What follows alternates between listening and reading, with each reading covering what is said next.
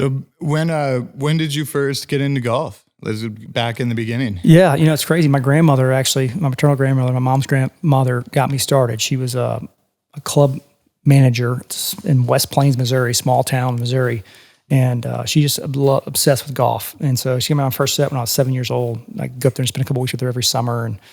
And so she got me a set of golf clubs. I picked it up. I kind of loved it as a young age. My brother I have an older brother who's 5 years older than me. He bought her a set, or she bought him a set as well. And we kind of both loved it at an early age. We loved playing everything. We were pretty good athletes and played everything, but we both just loved golf more than anything else. And he ended up going on and playing college golf at Ole Miss.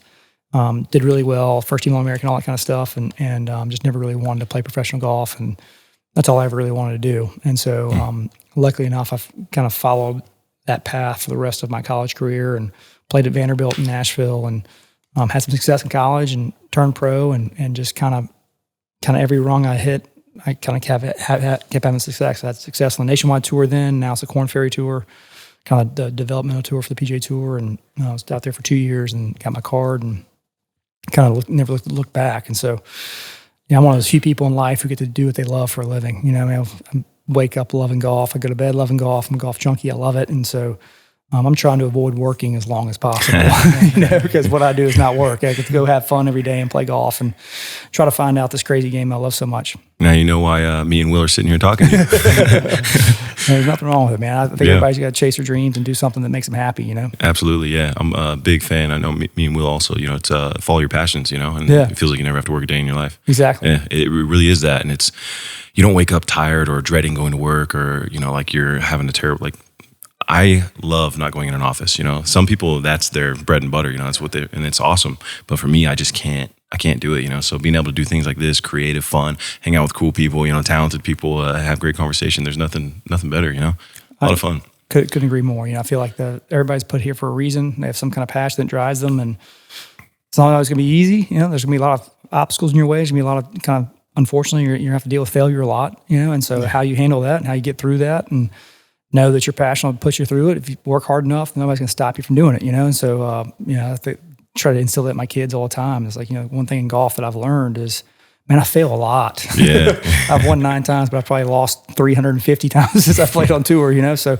I'm used to dealing with failure. And so either failure can kind of crush you a little bit and kind of take away what you love, or it can push you to be better and realize it's not necessarily a bad thing. I think failure is a good thing. Everybody's going to fail. And so how you handle that and how you kind of can use it for good, can you make yourself better from it, learn from it, and kind of not make the same mistake again, and kind of keep getting better as a person and as a profession. And then hopefully that will help you along in your life and help you along to deal with things that aren't going to go right. There's always, my favorite thing I've ever heard was, and these astronauts that they train in NASA, and NASA's down the road in Huntsville, they tell them all, hey, just work the problem.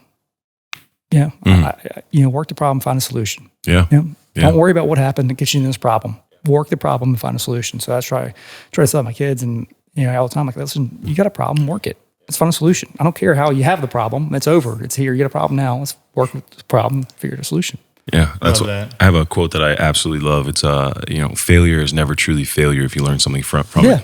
Or it's another one is failure is only the opportunity to more intelligently begin again. Mm-hmm. So now you know what not to do. Yeah, exactly. Go do something else, and if that fails, it's all good. Keep on going and going and going until you figure it out.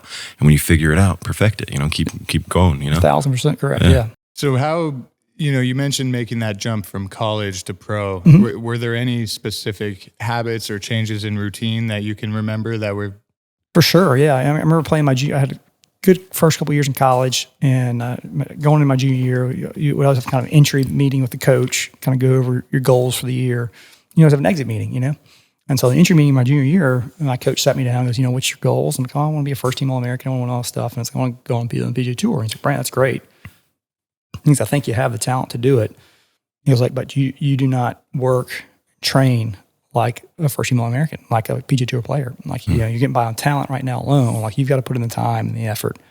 And he kind of hit me in the face, I was like, wait a sec, I'm your best player for the first 2 years. You're telling me I don't work hard enough? You're questioning, I've carried the team, And he was like, I'm just telling you what I've seen. And I'm being brutally honest with you. I think you have the ability to do it, but you've got to put the work in. And it kind of hit me like a slap in the face. I was like, hey, I'm here hanging out with all these my buddies in college, right? And most of my buddies in college weren't other athletes, so they're training to be whatever it is in finance world and healthcare world or whatever it is. That they're going to class and they're going home and they're getting their work done. And they can go have fun and do whatever. Well, I was going to class, doing my work, and then go to practice, and I go have fun with them at night. Like, wait a second, man, I'm not training for golf. I'm just going to practice and I'm done. So I have to really got to focus on, okay, well, how do I practice, do the extra little bit that I need to do, to be in the gym, to work extra, after I get done practicing, go practice on my own or do whatever I have to do. And so kind of my junior and senior year, I really put a ton of time in, kind of stopped partying as much as I was my first years, like everybody did in college. And kind of really try to focus on my career after that. Realized I have a short window here to really, I've got a gift. I love it. So let's really push and see how far we can go. And so that really kind of changed. I played great my junior and senior year. I got to play in the Masters as an amateur because I won a big, called the U.S. Public Links in 2003. So that was kind of my first real test to see, okay, can I play with these guys on the PGA Tour? These guys, am I good enough? I'm not good enough. And totally nerve-wracking experience, but I was able to make the cut as an amateur. Me and another guy, I think Casey Whitmer, both made it, but I made the cut and played the weekend. And I was like, I beat a lot of good pros this week, so I can hang. Now let's just go turn professional and do it. Yeah, those moments for confidence building just must be so monumental. Yeah, it's huge. You walk in there going, I remember teeing up on the first tee, and I was so nervous. I was playing with David Toms and Fred Couples. Oh, yeah. And in the first tee, and I hit this ball so far right. I was so nervous. Like, literally thought, oh, gosh, I'm going to have to re-tee in the first tee of Augusta National. Like, I'm going to have to hit a provisional here. That's just not good. This is not going to go well. And I was 4 over through six holes. I'm going to shoot 100. I'm going to shoot 90 in the Masters. This is embarrassing, And Fred Couples kind of pulled me aside. He goes, listen, man. He goes, we've all been there. Like, if you haven't, I just 4-putted a green. He goes, if you haven't 4-putted a green at Augusta National and the Masters, you never played in the Masters. We've all done it, So just relax and have fun. And it kind of put me at ease, really. And the rest of the day, I played great. I ended up shooting 1 over par, made some birdies on the back 9. And, I still give Freddie, a lot of credit to this day for doing that. He didn't have to do that. And it's so nice of him to do in the moment when he saw me struggling over there. And, that's why I still love him. We've gotten super close over the years, and I always think so highly of him because of that. But, you need those moments of saying, okay, gut check time. Can I do it? Can I not do it? And, I kind of played great the next day too, made the cut. And so once I did that, I was like, okay, I can do it. Now I've got to put I'm not ready. There's a lot of guys who are ready to jump on the PGA Tour. I was not ready. I needed to learn how to practice, learn how to travel, learn how to be a professional golfer before I got out there. But it was a great moment where I know, okay, my good, it's good enough. Now I got to figure out all the other stuff. That's great. Were there any major obstacles or failures that you tried to figure out Absolutely, growing up? Man. Yeah, tons of failures. My first year on the nationwide tour, I ended up finishing like 55th, I think, on the money list, which was okay, but not great, not where I wanted to be. And had some chances to win golf tournaments, and I just couldn't get over the hump, couldn't figure it out for some reason. Had some bad Sundays, and so my second year on the nationwide tour was kind of a make or break year for me. I went and saw a new swing coach, kind of helped me kind of understand my golf swing a little bit, and got a ton of confidence from it. Was able to win in a playoff for my first win as a professional up in Minnesota, and that was kind of like an aha moment for me. Okay, I can do this. I eagled the last hole to get in the playoff, and I went birdie in the playoff to win the playoff, and I was like, okay, I can handle pressure. I just did it. Like, that's as much pressure I've ever seen in my life. I can handle it. And then just kind of springboard, just kind of really jumped off the deep end from there, and really was able to win again, got on tour and won my rookie year, and just kind of kept springboarding positively. And there was a bunch of pitfalls. I remember I 4-putted a green, the last green at my second year on tour, 4-putted green in the BMW Championship, playing with Tiger the last round. If I 2-putt, I go to the Tour Championship, get all this stuff, and I 4-putt and missed 2. It was terrible. Like, I just wanted to crawl into a hole. And, I remember flying home. My wife and I were flying together, and I was unconsolable. I was like, I cannot believe I just did that. It was so embarrassing in front of everybody, I was like, I'm better than that. And, it was just a terrible moment for me. And she was like, listen, this is what you do. Like, you've always done this. This is no different. Like, you always come back. You always find a way to get better. You always use this for motivation. So next time you're worried about like, use motivation. If you're ever question about going to go practice or hit a few more balls, remember this moment, and next time you get in a situation, you'll be better for it. And it's kind of a moment like, okay, I can handle it. She's right. I need to have this kind of you're going to have those moments in your life. Nobody ever is successful all the time. You're going to fall on your face several times before you actually succeed. And I think it makes you better in the long run. Yeah, it's great. Mm-hmm. What was it like when you first turned pro and you realized that was the future for Yeah, you? it was different.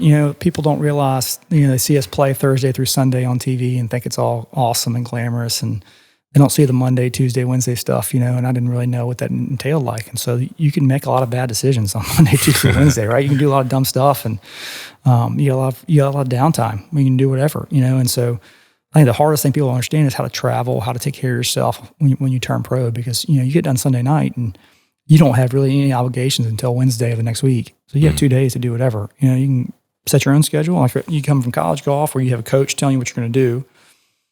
To being a professional golfer, like, man, I have all this free time, I'm making some good money, I can do whatever I want to do. If I want to go to Vegas for a day and hang out with my buddies, I can go do that, And so it's hard when you're a young kid trying to figure that out, of saying, okay, well, how do I practice on Monday, Tuesday, Wednesday to get ready for Thursday? How do I handle my workload? I think most young players overwork themselves on Monday, Tuesday, Wednesday. They'll stay all day on the golf course practicing. So they see that's how I get better, right? Spend all this time out here, I do this, and then come Friday, Saturday, you're exhausted because you've been on the golf course all day, every day.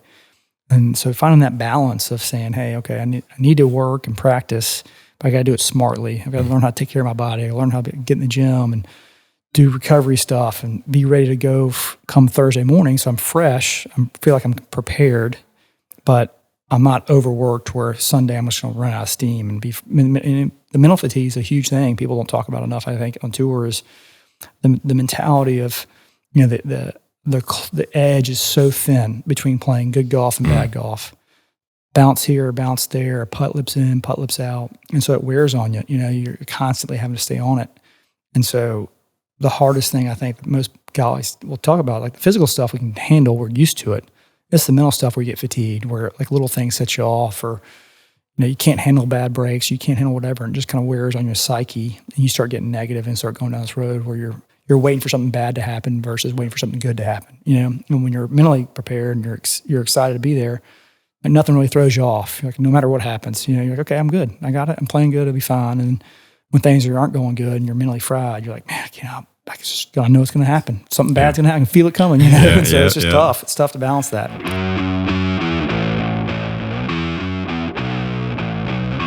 Thanks for tuning in to Studio 22.